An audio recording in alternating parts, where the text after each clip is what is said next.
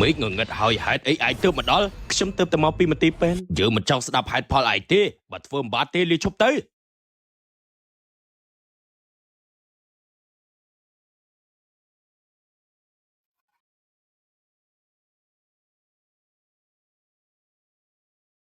ព្រះអង្គលោកលាក់ខ្លួនបានជ្រៅល្អណាស់ព្រះអង្គសូមព្រះអង្គរៀបការជាមួយអគ្គនាយកយើងទៅ